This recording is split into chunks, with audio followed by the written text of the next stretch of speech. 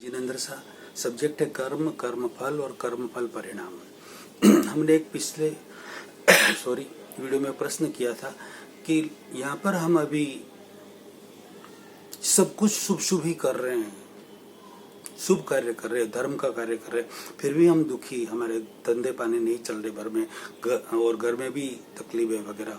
और जो लोग धर्म का कार्य करते ही नहीं है, पूरे दिन दूसरे ही कार्य करते रहते हैं, उल्टे सीधे कार्य करते, फिर भी उनका वो सुखी है, बंगले गाड़ियां में अच्छी तरह घूम रहे, फिर रहे हैं, सब ये हो रहा है। तो ये सब क्या है, इसके पीछे का रहस्य हम समझे। इसके पीछे का रहस्य है मेरे प्यारे भाइयों और बहनों, मैंने पहले के वीडियो में ये अर्ज की थी आपको और अच्छी तरह समझाया था कि हर मनुष्य अपने जीवन में जन्म से लगाकर मृत्यु तक अपने प्रारब्ध खुद साथ में लेकर आता है। उस प्रारब्ध, कर्म, पुण्य और पाप, शुभ और अशुभ, सब कुछ हम साथ में लेकर आते हैं ना। उसके कारण हमें जो भी सहयोग मिलता है, संयोग और एविडेंस मिलता है, निमित्त मिलता है, जो भी वो सब उसी के कारण मिलते हैं हमें। तो हम औरों को दोषित कैसे देख सकते हैं, औरों पर दोष कैसे दे सकते हैं, निमित्त को हम दोषित कैसे देख सकते हैं, निमित्त को हम दोषित क्यों देखें। दूसरा कि हम अच्छा कर रहे हैं अभी और तो भी हमारा बुरा हो रहा है, हमारा कार्य नहीं हो रहा, घर में तकलीफ है, दुकान में, ऑफिस में भी तकलीफ है, बिजनेस सही तरीके से नहीं चल रहा, व्यक्ति हमारे वर्कर कार्य बराबर नहीं कर रहे हैं, पैसा टाइम पर नहीं आ रहा, उगराणी नहीं आ रही, माल बिक नहीं रहा, सेल नहीं है, मंदी चल रही है, ऐसा वैसा बहुत सारे ऐसे प्रश्न होते हैं, दुख दर्द है, पीड़ा परेशानियां होती है, बीमारियां होती है। और जो लोग नहीं कर रहे वो सुख शांति से, आनंद से, मौज से जी रहे, ऐसा क्यों? उसके पीछे का गूढ़ रहस्य ये है मेरे भाई कि हम जो लेके आए ना कर्म साथ में, तो अभी हमारा पुण्य का पाप का उदय चल रहा है। यदि दुख है हमारे जीवन में किसी भी तरह का, आदि व्याधि उपाधि से किसी भी तरह का कोई दुख है तो हमारे पाप का उदय चल रहा है। उस पाप के उदय के कारण हमें हमारे घर में भी और हमारे बिजनेस में भी तकलीफें आ रही है। ये समझिए बात को, इसके पीछे का रहस्य। कोई देने वाला नहीं आपको तकलीफ, कोई देवी देवता, कोई भगवान, कोई भी देव दानव मानव जानवर, किसी तरह से कोई भी आपको कोई भी दुख दे नहीं सकते। यदि देते भी है तो आपके ही कर्मों के कारण निमित्त बन रहे, वो निमित्त सारे निर्दोष है। निर्दोष दृष्टि रखिए और निर्दोष दृष्टि के लिए पीछे की वीडियो आप देखिए, आपको निर्दोष दृष्टि मिल जाएगी। उसके अनुसार चलिए तो आपके जीवन में सुख शांति बढ़ेगी, चिंता मिटेगी, टेंशन दूर होंगे और उसके पीछे की समझ मिलेगी आपको। तो आपको वरिज नहीं होगा, दुख नहीं होगा कि यार मैं इतना कर रहा हूं तो भी मेरे शुभ कार्य कर रहा हूं तो भी मेरे जीवन में तकलीफ है। ये जो आप लाए, पूर्व भव से लाए ना, उसका फल है। जो आपने पूर्व में क्रिया की थी ना, उसकी प्रतिक्रिया अभी जो आप कर रहे हैं, शुभ कार्य कर रहे हैं, पुण्य कर रहे हैं, अच्छा कार्य कर रहे हैं, धर्म का कार्य कर रहे हैं, मंदिर जा रहे, पूजा कर रहे हैं, माला गिन रहे, जाप कर रहे हैं, ध्यान कर रहे हैं, जो भी आप दिल से कर रहे हैं, उसका फल आपको इसी भाव में स्थूल रूप से, और जो भाव क्रिया थी, वो धार्मिक क्रिया करते समय आपकी जो भाव क्रिया थी, शुभ या अशुभ, उसका फल अगले भाव में आपको मिलेगा। और स्थूल कर्म का जो फल है, बाहर दिखने वाला जो आपने किया है शुभ कार्य, उसका फल इसी भाव में मिलेगा आपको। अब ये तो हो गया इसके पीछे की बात। अब जो धर्म नहीं कर रहे हैं, कोई उल्टे सीधे कार्य भी कर रहे हैं, फिर भी वो मौज मजा कर रहे हैं, उनका बहुत अच्छा चल रहा है, घर में भी सब ठीक है और धंधा भी अच्छा चल रहा है, ऐसा क्यों? ऐसा इसलिए कि वो उनके अभी पुण्य का उदय है, पुण्य साथ में वो लेकर आए हैं। वो कितना भी गलत करेंगे, कुछ भी करेंगे, उल्टा सीधा करेंगे, बुरा करेंगे, चोरी चकारी करेंगे, बेईमानी करेंगे, तो भी जब तक पुण्य का उदय है तब तक उनके घर में भी अच्छा होगा, उसका उनका बिजनेस भी अच्छा चलेगा। ये नियम है, सिद्धांत है। कोई आपको दुख देने वाला है ऐसा नहीं है, और उनको कोई सुख देने वाले है ऐसा भी नहीं है। सुख दुख कौन देते है? कर्म हमारे खुद के। सुख दुख कौन देते? देत कर्म जगजोर। सुख दुख कौन देते? देत कर्म जगजोर। उलझत सुलझत आप ही, उलझत और सुलझत आप ही, ध्वजा पवन के जोर। कोई और है ही नहीं है। ध्वजा पवन के जोर उलझती भी है और सुलझ भी जाती है। सुख दुख कर्म के हिसाब से आते भी है और जाते भी है। सुख दुख कौन देते? देत कर्म जगजोर। उलझत सुलझत आप ही, ध्वजा पवन के जोर। अब एक उदाहरण से हम समझते हैं।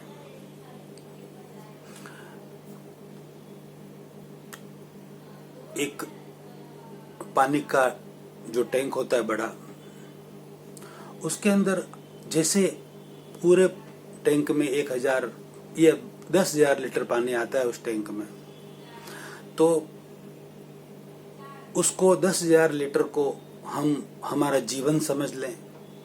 हमने पहले जब समझ आई थी पूर्व भाव में, तब से कोई ऐसा कार्य किया जो अशुभ था, गलत था, तो उस टैंक के अंदर पाप रूपी कर्म भर गए। फिर उसके बाद कुछ वर्षों बाद, कुछ टाइम के बाद हमने शुभ कार्य किया, तो उसके अंदर, उस टैंक के अंदर शुभ भी वापस भर गया। ऐसे शुभ अशुभ शुभ अशुभ करके वो पूरा टैंक भर गया। इसी तरह हम अभी शुभ कर रहे हैं और हमारे दुख आ रहा है, उसकी बात कर रहा हूँ, समझा रहा हूँ आपको बात। उसी तरह दूसरे जो भाई है वो जो भी गलत कर रहे हैं और उनका अच्छा हो रहा है, उस भाई ने, उसकी समझ आई, उस समय से लगाकर कुछ वर्षों तक बहुत शुभ कार्य किए, बहुत अच्छे कार्य किए, और फिर कुछ बुरे किए, फिर अच्छे किए, फिर बुरे किए। हर समय होता रहता है ऐसा, कम ज्यादा। तो बार बार ऐसे करके फिर नया जन्म हुआ, तो आप सब अपने संचित कर्म प्रारब्ध साथ में लेकर आए हैं। आप अपने प्रारब्ध साथ में लेकर आए हैं, तो आपके पाप का उदय है, तो आपके दुख आएगा, घर में तकलीफें आएगी, लड़ाई झगड़े भी होंगे, धंधा भी अच्छा नहीं चलेगा, कलेक्शन भी ठीक से नहीं होगा, वर्कर भी हैरान परेशान करेंगे। उस समय भले आप कितना भी शुभ कार्य कर रहे हैं, पुण्य कार्य कर रहे हैं प्रेजेंट में, उसका फल आपको स्थूल रूप से तो इसी भव में और सूक्ष्म रूप से अगले भव में मिलेगा। लेकिन अभी जो आपके तकलीफ है ना, वो पूर्व भव के कर्मों के कारण है। उसी तरह उस भाई ने, आपने पाप किए थे तो पाप का उदय आ रहा है। टंकी में जो भरा, नल खोला तो पानी निकला आपके, यानी कि पाप का उदय हुआ, गंदा पानी निकला, पाप का उदय आया, तो आपको दुख मिलेगा। उस भाई ने नल खोला तो उसके दूध निकल रहा है, यानी कि शुभ पुण्य का उदय है उस भाई के, तो पुण्य का उदय है, सुख शांति मिल रही है, धंधा भी अच्छा चल रहा है, घर में भी सब अच्छा है, और उल्टा सीधा भी कार्य कर रहे हैं, पुण्य ही भुगत रहे हैं और पाप बांध रहे हैं। पुण्य ही खुद भुगत रहे हैं पूर्व भव की, और नए सिरे से पाप बांध रहे हैं, फिर भी उनको सुख शांति है। क्यों? कि पूर्व भव से वो पुण्य ही लेकर आए हैं। अब वो जब पुण्य पूरी होगी ना, तब पाप का उदय होगा, तो उनको भी दुख होगा, तकलीफ होगी।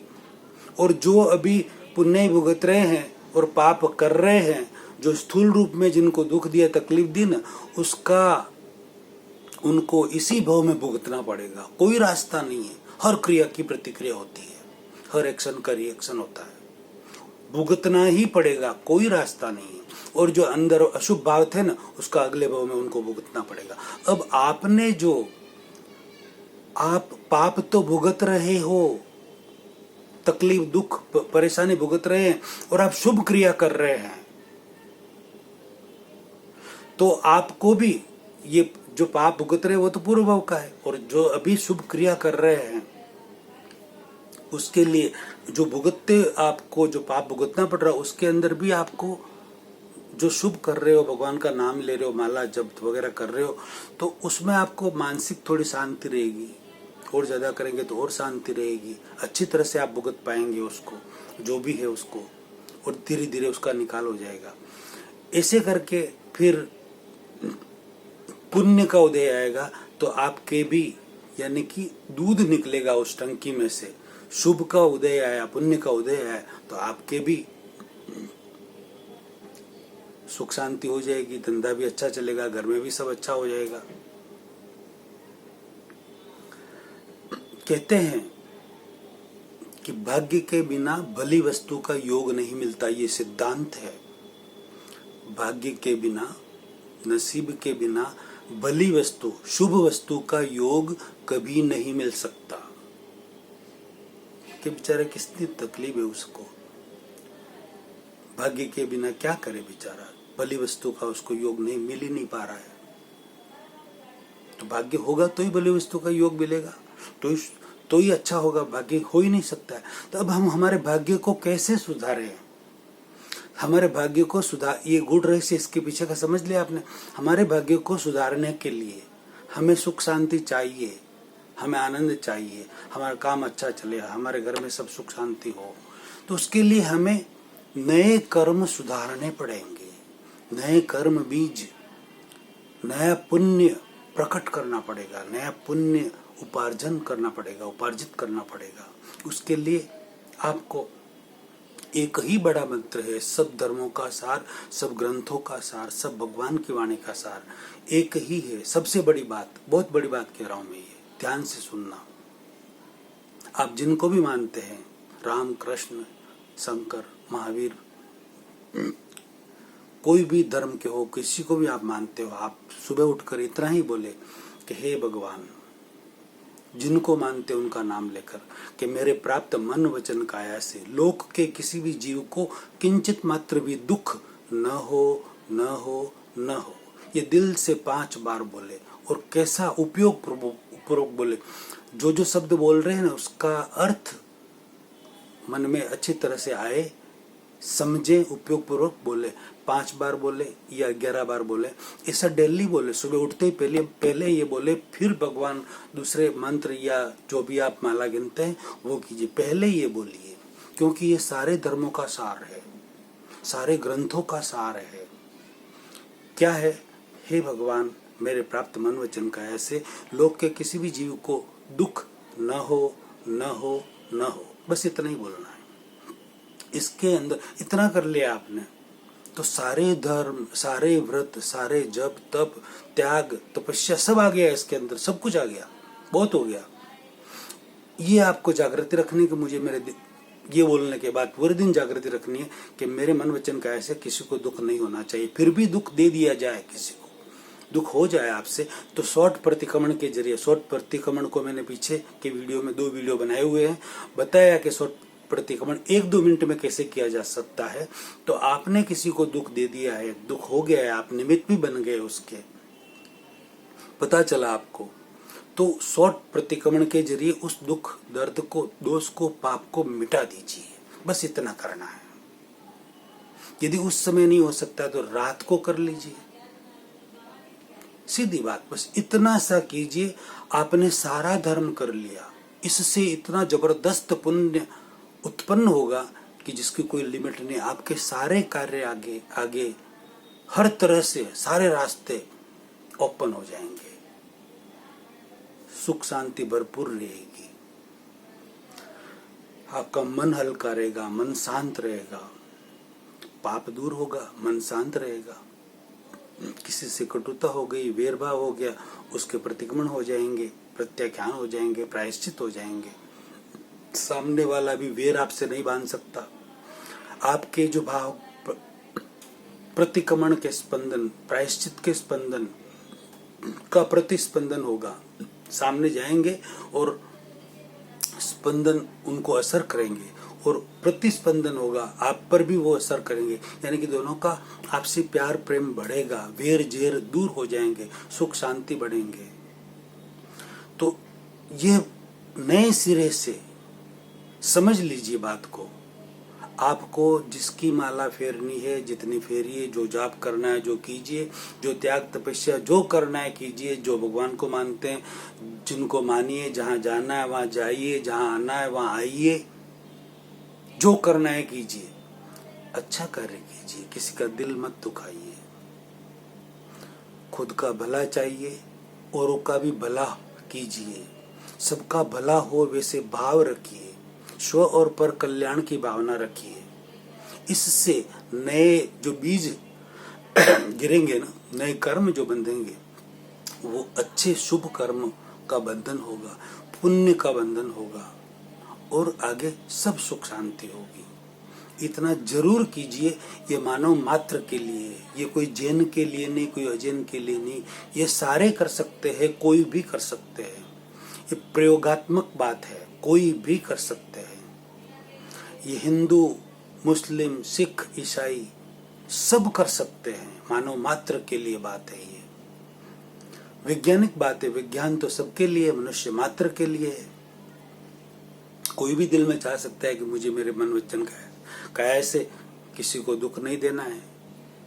इसमें कौन से धर्म की बात आ गई, कौन सा धर्म आ गया कि भाई ये मेरा धर्म, ये उसका धर्म, ये उसका धर्म। मानव मात्र की बात है। और दुख दे दिया गया तो हमें माफी मांगनी है, क्षमा याचना करनी है, प्रतिक्रमण करना है, पश्चाताप करना है, प्रायश्चित करना है, पछतावा करना है, और नए सिरे से दोबारा ऐसे दोष नहीं करूं ऐसा प्रत्याख्यान करना है। दृढ़ निश्चय करना कि ऐसे दोष दोबारा मैं नहीं करूंगा। इसमें कौन से धर्म की बात है? कोई धर्म की बात नहीं, मानव मात्र की बात है ये। इसलिए आज से निर्णय कीजिए कि मुझे आज से डेली सुबह उठकर ये लाइन मुझे 5 बार या 11 बार बोलनी ही है, बोलनी ही है, बोलनी ही है।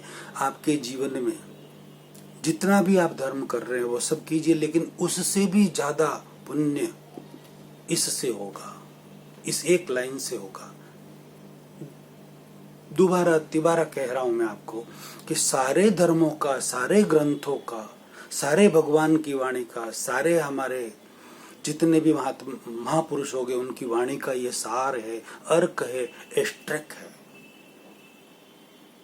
कि मेरे प्राप्त मनोवचन का ऐसे लोक के किसी भी जीव को किंचित मात्र भी दुख न हो, न हो, न हो। ये सार है। बहुत बड़ी बात है, बहुत बड़ी बात है। इसमें सब कुछ आ गया। आप डिटेल में इसको थोड़ा सोचने समझने की कोशिश करना, सब आ गया इसमें, कुछ भी बाकी नहीं है। आपको हर तरह से, हर जगह, हर मोड़ पर आगे से आगे बढ़ाएगी ये बात, और आपका मंगल होगा, कल्याण होगा। इसी भावना के साथ अगला प्रवचन अगले सब्जेक्ट के साथ, इस कर्म के सब्जेक्ट को यहीं पूरा करते हैं। कर्म का सब्जेक्ट इतना गहरा है, इतना गहरा और इतना लंबा है कि बोलते ही जाओ, वीडियो बनते ही जाए। यदि प्रश्नोत्तरी करने वाला हो तो अभी जैसे 50-55 वीडियो बने हैं, तो प्रश्नोत्तरी करने वाला हो तो 100 वीडियो और कब बन जाएंगे पता भी नहीं चलेगा। 200 वीडियो और कब बन जाएंगे पता भी नहीं चलेगा। इतना गहन विषय है ये। तो इसको अभी यहाँ पर फिलहाल में विराम देते हैं। अगला प्रवचन अगले वीडियो में लेते हैं नए सब्जेक्ट के साथ। जय जिनेंद्र शाह। अनुमोदना के लिए गूढ़ रहस्यों को आप शेयर कीजिए। काफी लोगों के, हजारों लाखों करोड़ों लोगों के मंगल और कल्याण में आप निमित्त बनिए। अनुमोदना का पुण्य कमाइए। जय जिनेंद्र शाह।